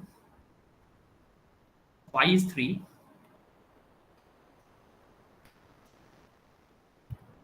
and then z equals to, Sir, it will be int x. sorry, which one? Okay, anyways, it's okay, means I'm working with, well, fine. Plus x equals to 2, and plus y equals to 4. Okay, I hope all of you understands the difference between single equals to and double equals to. Yes, sir. Yes, sir. Yes, sir. Yes, sir. Those of you who might not be aware of it, remember this is an assignment operator. Assignment operator means you are trying to copy the value from the right hand side to the left hand side. For example, a equals to 3. Here you are trying to copy the value of 3 into variable a. So this is assignment operator. But equals to is actually a comparison. You are trying to compare two values. So when you are doing a double equals to 3, you are checking whether the value of a is equals to 3 or not. If the value of a is equals to 3, this is going to yield a true expression or a true result, otherwise a false result. Right? So this is the difference between single equals and double equals. I hope it is clear to all. Now, coming here, let's try to understand what will actually happen.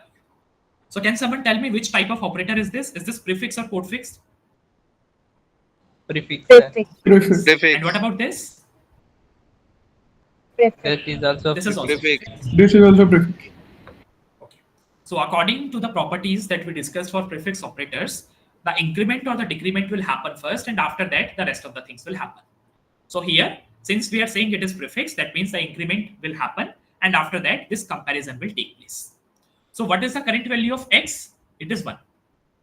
What you are doing is you are making an increment of 1 here. What will be the new value? New value will be 2. 2. So what will actually be compared here? 2 equals to 2. Am I writing it correct? Yes, sir. Yes. Yes, sir. The rest of the things I leave that as it is. So can you tell me if this is going to yield a true or a false value? It will be true. True value, sir. It is going to be yielding a true value, right? So I'm just writing, well, if it is yielding true, then we should write 1. Otherwise, yeah, let's go with 1 and 0. It is going to yield a true value. True means 1. And now remember about AND operator. AND operator looks for falsy value or truthy value? False. It looks for falsy value. But since we have gotten the value of first operand here to be true, it has to check the value for the second operand.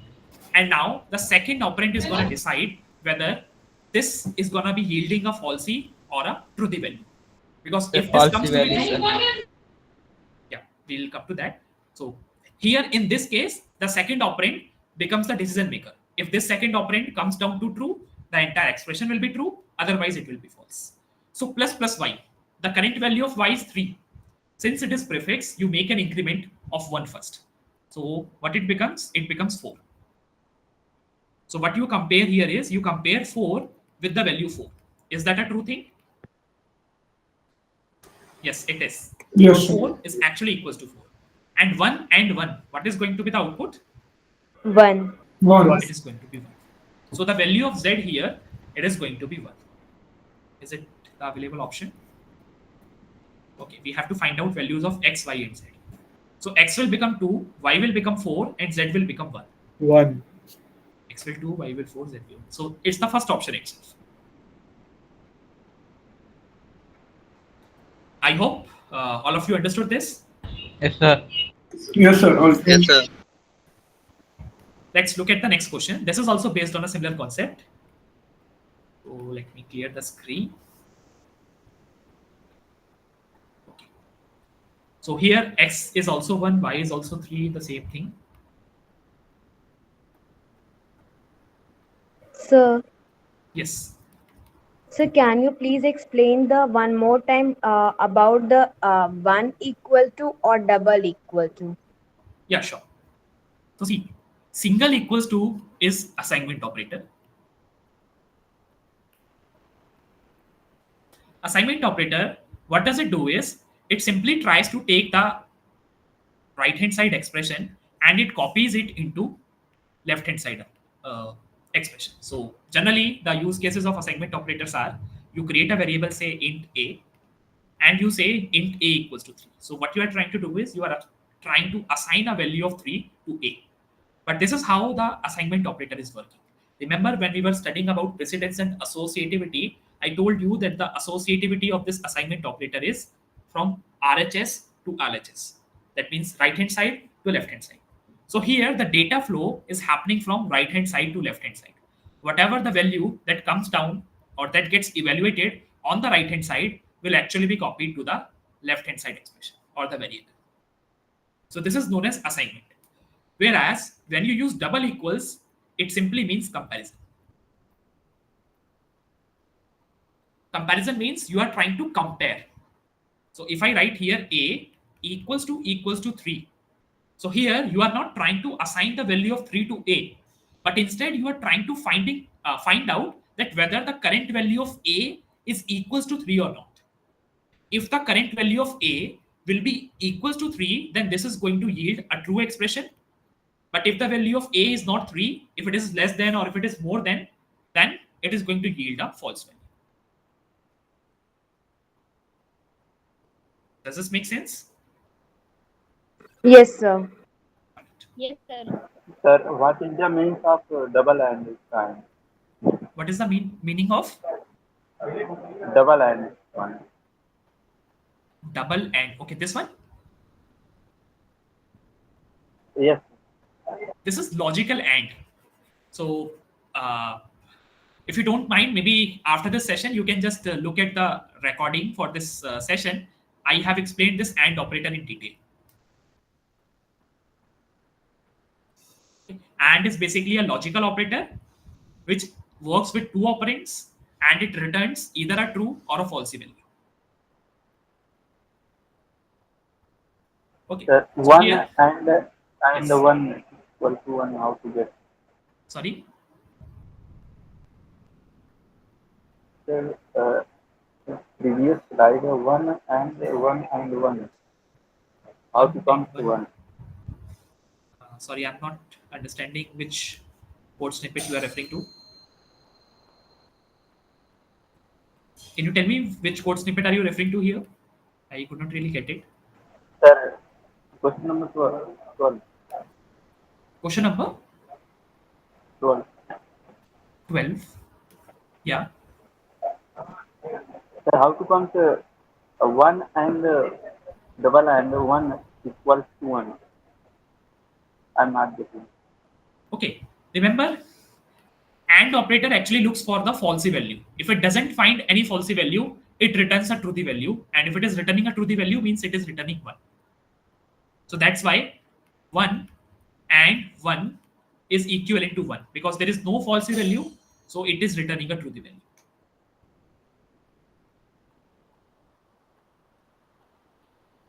Are you getting it now? Yes, sir. Thank you. Fine. So let's look at the next expression, which is x plus plus equals to 2.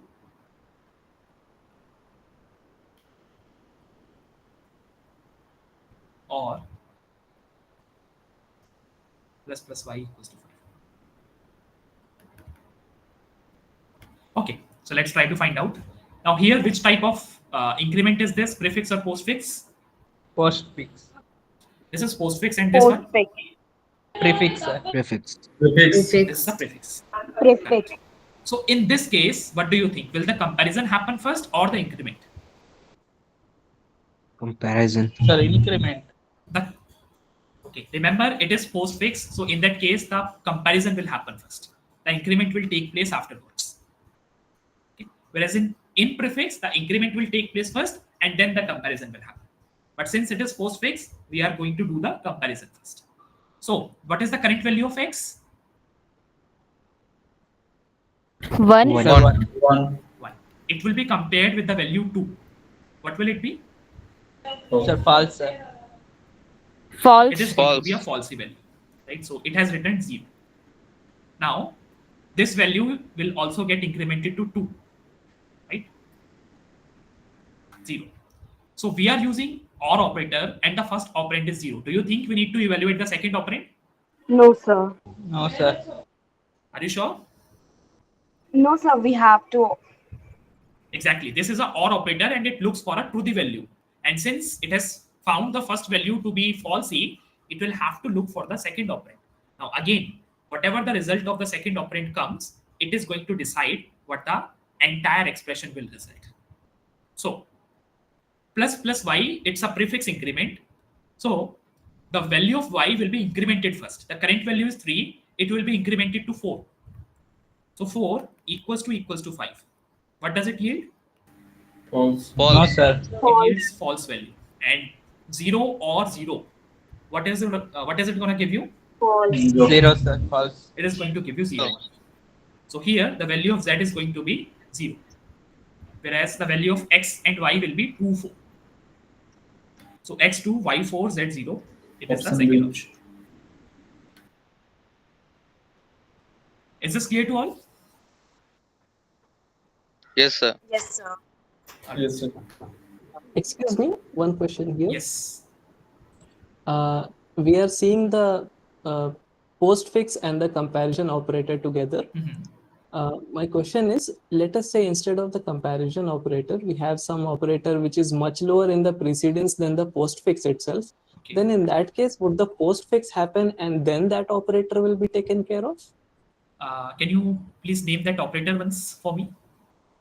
I don't know. I'm just imagining that there may be some operator which comes much lower in the precedence than the postfix. So in that kind of situation, would we have the postfix also happening first and then we go to such an operator? Is that possible? Yes. Yes, that is exactly what the meaning of prefix and postfix is. So in that case, the postfix also will start appearing like a prefix if the instead of the comparison thing, we have some other operator which is lower in the preference. No. In prefix, what will happen is the value will either be incremented or decremented. After that, the rest of the operations will be performed. Whereas in postfix, the rest of the operations will firstly be performed and then the increment or decrement will take place. Okay, so the precedence of the other operations will not affect the prefix and the nature of the prefix and the postfix. Yes. So that will remain unchanged. Yes. Okay, thank you. Okay. So coming on to the next, I hope this is clear to all. Yes, sir. Yes, sir. Yes, sir. Okay. So the next question is, it is trying to print something based on x and y values. So it says, for which of the following integer values of x and y, the given code snippet is going to print 1. Now, this code snippet is going to print 1 when either of this condition is actually true. Just a minute, please.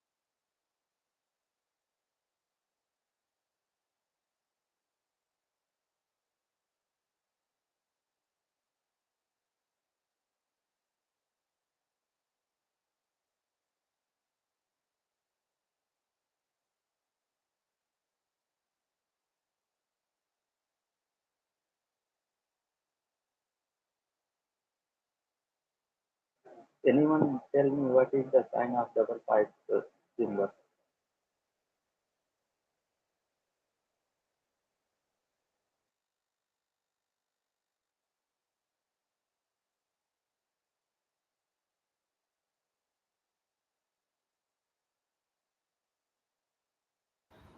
Very sorry for the delay. Okay. I think, okay. So we were starting with this question number 14. So here, the question says, for which of the following integer values of x and y, the given code snippet is going to print 1. So we have to find out for which of the options that are given here, this expression is going to be yielding a true value, right? That means yielding a value of 1. So since we are using or operator here, that means at least one of them has to be true. If any one of them becomes true, we don't even need to check for the other. And what are those conditions where at least one of them will become true? The condition is that x should be should be less than y, or x should be equals to y. So that means if x is greater than y, that is the only case where it is going to be yielding a falsy expression. Right? So we have to just eliminate those options where x is greater than y. So here x is 16, y is 5. Here clearly x is greater than 5. So it is not going to be yielding a truthy value. So this option is wrong. X is 10 and y is 8. Here again x is greater than y. So this is a wrong option. X is 16, y is 16. Here they both are equal. So this is one of the correct options. X is 8, y is 14. The last three options. Yeah, this is also correct and this is also correct. Yes. So we just need to find which all option says that x is either less than or equals to y. That's all. So first two options are wrong and the next three options are correct here. I hope this is understood to all. Yes, sir. So here, which of the following data types has the largest size in C? Double float character. Yeah, I think I have also discussed about it probably in a few lines in the beginning of the session. That integer only works with positive and negative numbers. Float extends the capability of integer type and gives you the flexibility of adding a few digits after the precision. And double extends the capability of this float as well. So double has the highest size since it is giving you the highest flexibility. So it is double. Is there anything that we have left? Yeah, I think we left just the 8th question. So maybe let us just complete that as well. So 2 plus 3 multiply 9 divided by 4. So I think we can do it on the fly. They have two operators, multiply and divide. Both of them have the same priority. So which one should be evaluated first? Division. Multiplication. Multiply. Because we have to go from left to right. So 3 times 9 is going to be 27. 27 divided by 4 comes down to 6. It comes down to 6. It will So be 6 plus 6 2 point something. Yeah, but since we are working with integers, so we will ignore the precision part. Right? So 6 plus 2 will become 8. It will be 8. That's all. 8.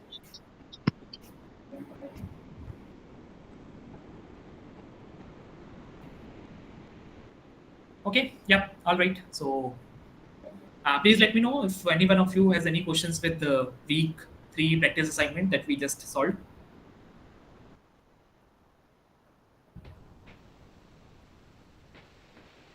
But not in this, but in the practical one. PPA 5 and PPA 6.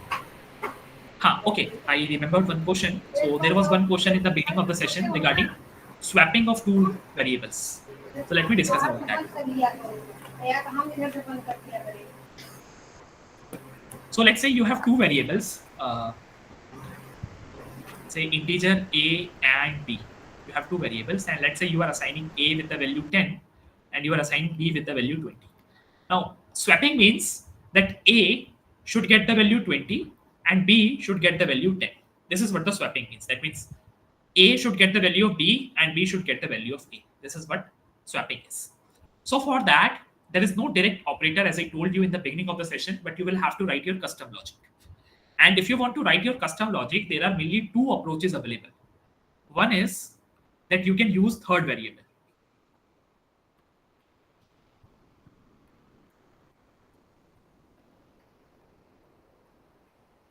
You can use third variable. So what you can do is, you have a and b already created. What you do is you create another variable, say d, or let's say c.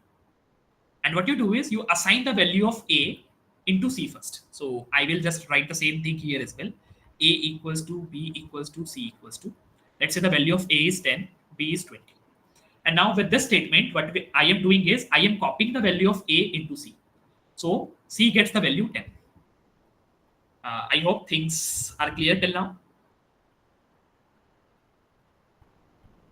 Are things okay? I hope you are all able to understand what I'm trying to do here. Yes, sir. All right. So after copying the value of A into variable C, what do you do is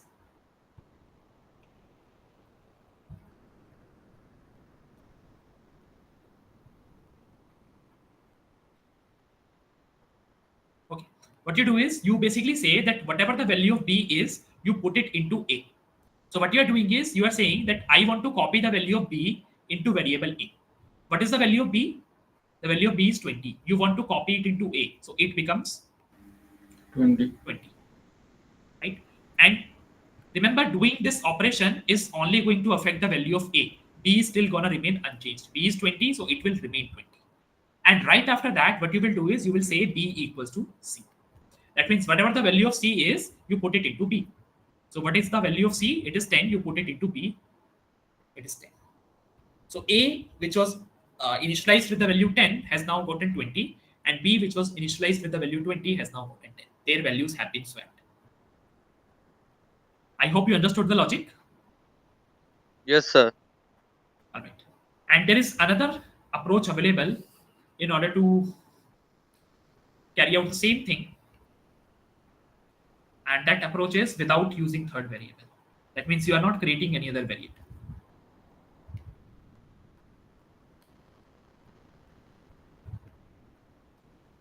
So there, what you do is you say that A should become A plus B. So again, I am going to take the same example. A is 10, B is 20. What you are doing is you are saying that you add the values of A and B and you put it into A. So what is A plus B? A is 10, B is 20. So 10 plus 20 becomes 30. So A becomes 30 here. Is that okay? Yes, sir. Now the next step you do here is you say B equals to A minus B. So whatever the current value of A is, you subtract B from it. The current value of A is 30. The current value of B is 20. So 30 minus 20 is what? 10. 10. So B becomes 10. Now after that, you say A equals to A minus B once again. So what is the current value of A? It is 30. What is the current value of B? It is 10. 20. So 30 minus 10 is what? 20. 20. So now B becomes 20. So finally you can see the A, which got the initial value of 10, has now 20. B, which got the initial value 20, has now value 10. They both got swapped.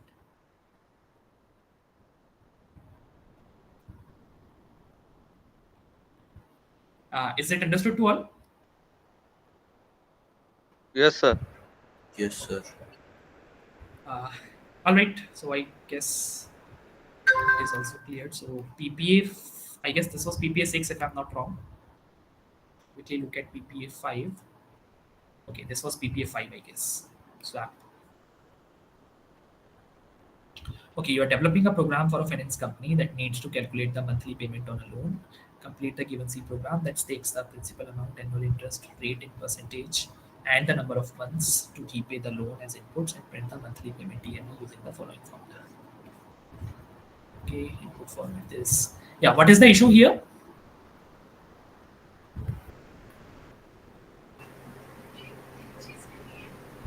Sir, how to make encoding power n or replace small r with capital R by 100 into 12? Okay, so let me answer your first question. That is, how do you use this n? Power. So you can import another library called math.h. Math.h. It is gonna give you the access to this POW method, and this POW allows you to actually calculate the powers. So I hope it is going to give you some example here. Yeah, so this is the example. POW is the function that you can use when you import this library called math.h, and then you just have to specify what should be the base and what should be the power. Let's say if you want to calculate 2 power 10, so base will be 10, power will be 10. Sorry, base will be 2, power will be 10. So 2 power 10 will be the result that will be given to this variable called result. I hope this answers your first question. Yes, sir. Yes, sir. The second question was? In place of small r, write in code programming r capital R upon 12 into 100 or takes a small r. Okay, so this R is actually the annual interest rate, and what you are getting here is annual interest rate in percentage. So basically, you are only getting this R in the input, and you need to calculate this small r. And how will you do that? You will have to put the input value of big R into this formula, and that's how you will be able to get the value of small r. And that is what you need to use here in this formula.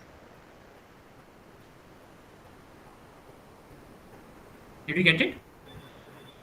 Yes, sir. But capital R formula, capital R value. Sorry, I didn't get it. Capital R formula or value what? So capital R value, how to put capital R value? Okay, how to accept this capital R value is what you are asking, right? Yes, sir. So here it is telling you about input format. The input format is telling you that the first line of input is going to be the principal amount. The second line is going to be the annual interest rate. So remember I was talking about a few functions in the beginning, printf and scanf. Scanf is the function that you can use in order to accept the input. Yes, So sir. in your program, you will have to use scanf function thrice so that you can accept these 3 inputs. First input is principal amount, second input is interest rate, and third input is the number of months. Yes. So when you will be writing program here, well, it has already been done for you here. So the value of capital R is already there in the variable called annual rate. You don't need to do anything. You just need to put in the formula, that's all. Right, you can see that this scanf is being used and the annual rate is being inputted from the by the user. Yes, tell me. Sir, can I speak? Sorry? Sir, can I speak? Yeah, go ahead. Yes, sir. I was like asking in the graded part, we have to write the whole code by ourselves. So, sir, what I wanted to ask was that when we will declare the function, like declare the variable, like so we have to the program will put the values in the input by sir, can I speak in Hindi? Yeah, sure. Sir तो मैं ये कहना चाहता हूँ कि जब हम declare कर रहे होंगे वेरिएबल को, तो जो प्रोग्राम हमारे कोड में जो इनपुट डालेगा वो वेरिएबल को देख के डालेगा कि क्या मतलब उसका आपने क्या स्पेलिंग लिखी है वो देखिए, या फिर स्कैनएफ में आपने कौन से नंबर पे लिखा है कि पहला स्कैनएफ है तो आपने कुछ भी लिखा वो that will based on the sequence. The first here is going to be given to your first scanf. The second will be given to your second scanf. This is how it will be, not the variable. Based on हमने कुछ भी लिखा हो, चाहे annual की जगह बस ANN लिखा हो. Yeah. Yes. Even if this variable name is something else, then this first input will be provided to the first scanf. Doesn't matter if it is principal A, B, C, or whatever it is.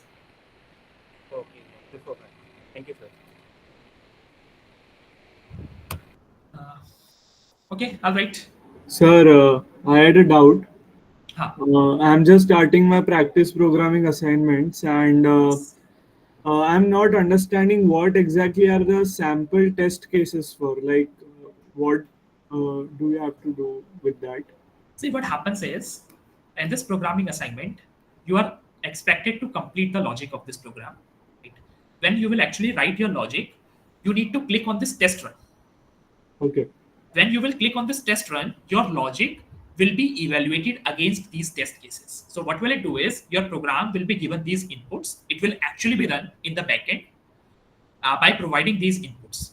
And if your program yields the output which matches with the expected output, then you will get this test case correct. So whatever test cases are given here are actually the public test cases that are here for you to validate the logic of your program. But you will actually be graded on the private test cases here. private test cases are not simply shown you here, but when you will submit your assignment, it is just gonna tell you that how many of your private test cases have been passed. Oh, okay. Right. And the download all link, what exactly does it download? This is And just going to download all the sample test cases for you. For example, maybe I can show you what is there in PPA1. Complete the program to calculate the sum of first and natural. So maybe you can just use a formula here. Okay, so we need to say int sum equals to n multiply by n plus 1 divided by 2. So I guess this formula should work. If I do this, if I click on test run, now this program will actually be run against all these test cases given here. And now it is going to tell me that expected output was 15 and my program actually yielded 15. So that's why it is saying that I have passed all the test cases. Now if I click on download here, it will just be a report.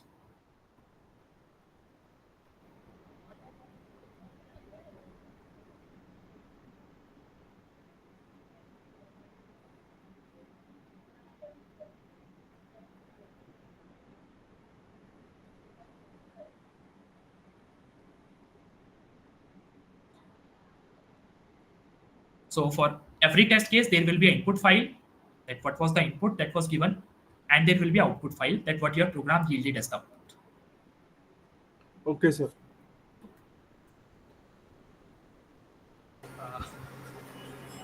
Sir, please solve PPS because I am unable to solve. I Sorry? understand, but sir, PPS 6 logic is understand, but unable to write out. It does not give correct. Sorry, I'm not getting it. Are you not able to implement the logic, or you are not able to put in the code? Sir, code means sir cases were not correct. The error will show. Okay, you are getting some errors in your program, is it? Yes, sir. Yes, sir. Okay, so error would definitely be telling you that what actually you are doing wrong in your program. Did you try reading those errors? For example, if I come to this PPA5, I think So this is the one that I this is solved. done. This is done. No, All no, this I'm is just done. giving you an example. For example, I just say this and I try to test run.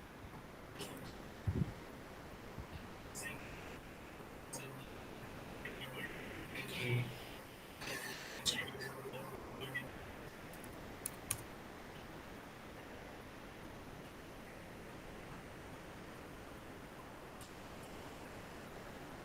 Okay, so here you can see that I intentionally omitted that integer keyword here. Like I am not declaring what type of this or what type of variable it is going to be. So it is telling me that sum is undeclared. So it is giving me an error description that why my program has run into errors. So similar type of errors will be thrown on your screen as well when you are making Yes, some sir. errors. So you can just read these errors and you can try to resolve those. Okay, sir. And also, sir, if in next session, please start the practices or graded like questions in programming. Yeah, from the next session onwards, we will start the programming practice. Yes, but of course, we Yes, cannot sir. directly discuss the graded level assignments No, since it sir. is still in week 3. Just like questions, sir. Graded like questions. Yes, yes.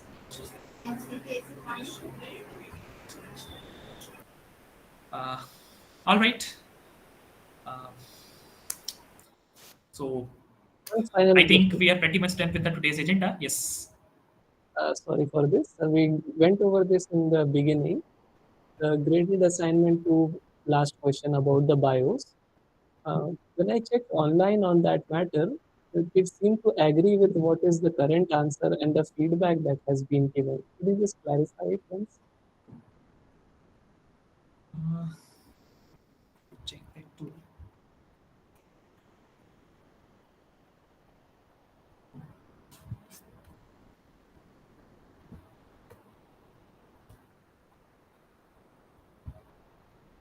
Okay.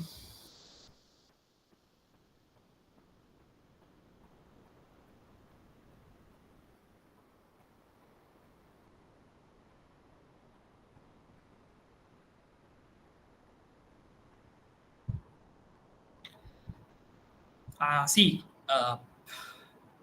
the primary purpose of using BIOS is to actually load the operating system, and then the operating system will in turn is going to initialize those hardware components, because it is going to be the interface between your hardware. Like whenever you type something from your keyboard, it is the operating system that processes that input. But anyways, if there are some online resources that are mentioning this to be true, let me put it in the prof's notice, and after that we'll get back to you on that. Okay, thank you.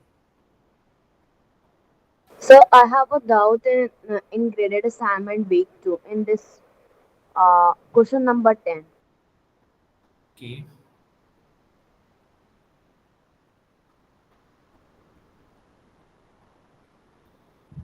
Okay, yes. 3 bits for encoding.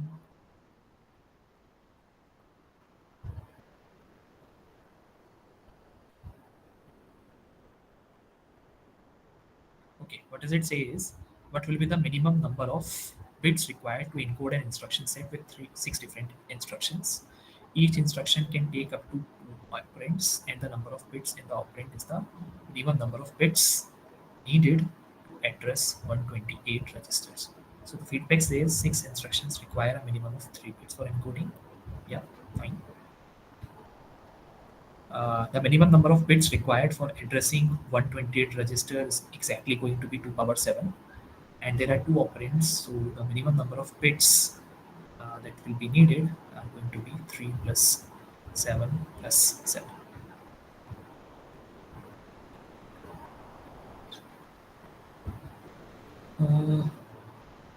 So,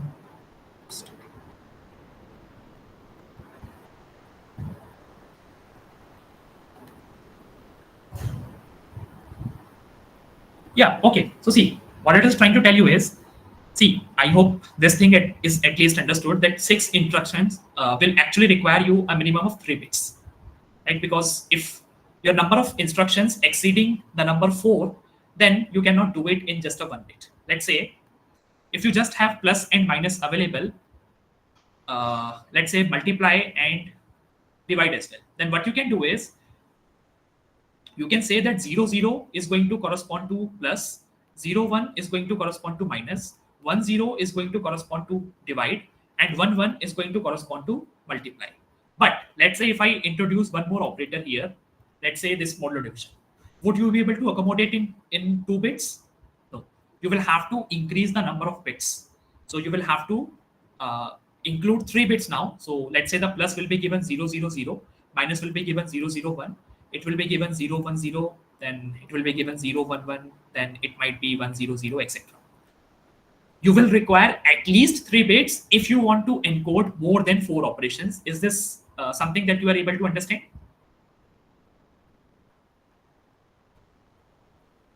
Are you able to understand this thing? That you are requiring 3 bits in order to work with 6 instructions. Because if the number of instructions are exceeding the number 4, that means you will have to use more than 2 bits. Because if you are working with 2 bits, the maximum number of instructions that you can accommodate are 4. And since you are working with 6, you will have to increase 1 bit. Are you getting this? Yes, sir. Now the the minimum number of bits that are required in order to address 128 register is simply 2 power 7. So it is telling you that you will at least require 7 bits in that case, so that you can accommodate this number 128 registers. Is this understood? You require at least 7 bits. So 2 power 7 will give you the exact number 128. If you want, you can even work with 8, but you will have to find out the minimum things. What is the minimum thing that is required, or the minimum number of bits required? So you will require at least 7 bits. Of course, you can work with 8 bits, you can work with 9 bits, but what is the minimum number? Minimum number is 7 in order to accommodate 128. Are you getting it? Yes, sir. But for the Now, 3 bits, we acquired the 2. That is 2 to the power 2 only. sorry, I didn't get it. Can you please repeat again? For 6, you require 2. What is it? I didn't get it.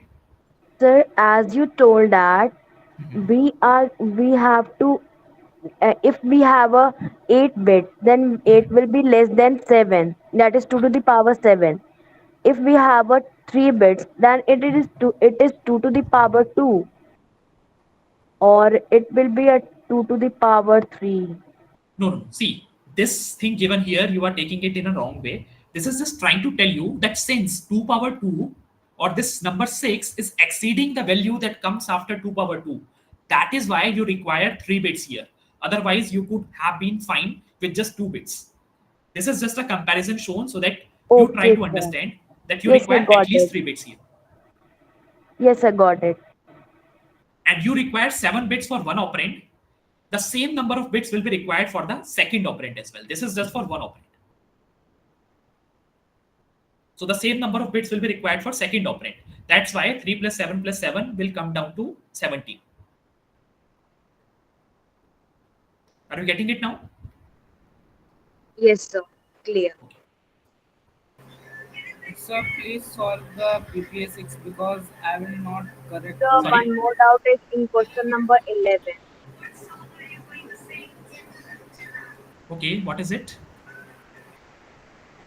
Sir, in last third line, it says that decrement the value in register R1 by 1. So I chosen the option number D, but it's option number C. So it Okay. says that decrement. So I done it -1. Huh. So Sir, let me can put I the value. explain? Yeah, in case you already have a knowledge. Yes, please.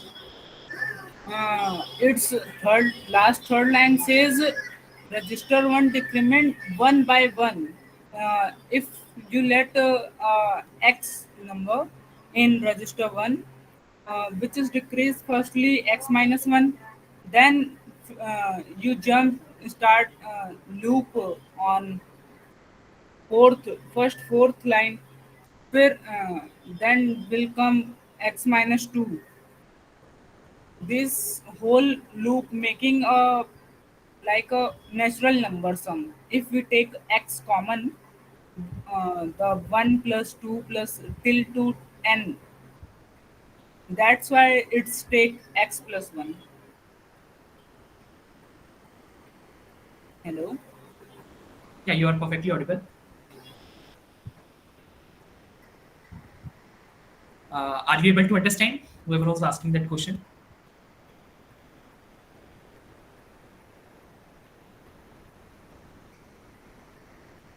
Yes, sir. So Yes. the error is not corrected by my side.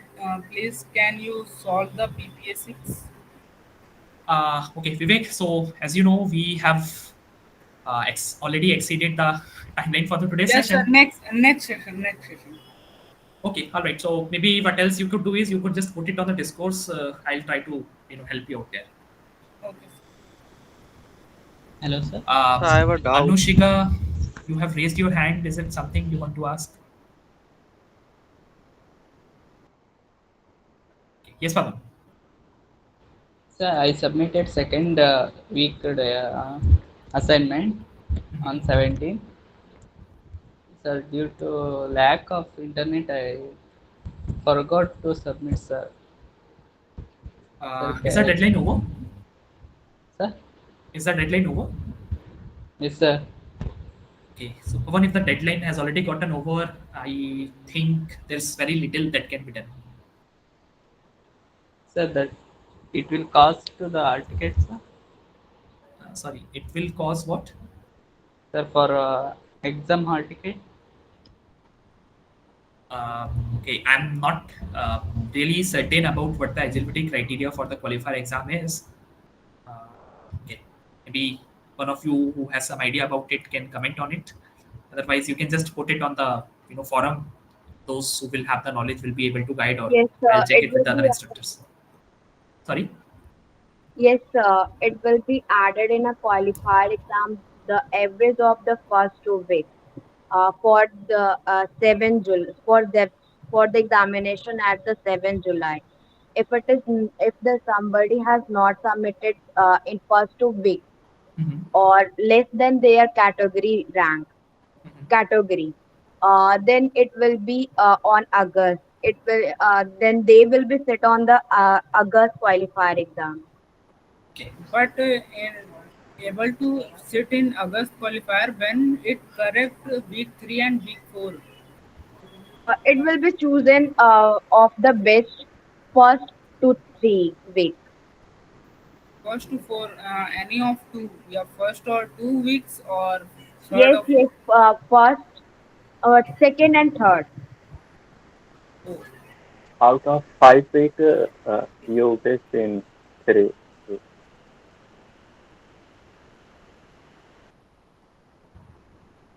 Okay, I hope you got your answer, Pawan. Okay, sir. Thank you, sir. All right. Uh, So I have a doubt. yes, Srinjay. Yes, sir. Can we create our own defined function instead of using main function? You can define your own functions as well, but it is mandatory for you to use main function in your C program because that is where the execution begins from. Okay, You can even sir. create your own Means functions also, but main is mandatory. okay, okay. So it will not execute it, the Yeah, otherwise program. your program won't even execute if you don't have a main function in your program. Oh, okay, okay, okay. Thank Anyone raising So hand? this live session link on YouTube or not? What I'll do is I'll paste the recording link since streaming link was not available to me. I mean, the streaming access, I don't know, wasn't available to me for this particular session. So I have locally recorded this session. Once the recording becomes available to me, I'll post it on the what I say, the Google Calendar event. Okay, sir. Okay, all right. So thank you everyone for joining this session. Hopefully you would have learned something new. So we'll meet again next week. Till then, bye bye. Take care and have a good night. Thank you, sir. Thank you, Thank sir. Good night, sir.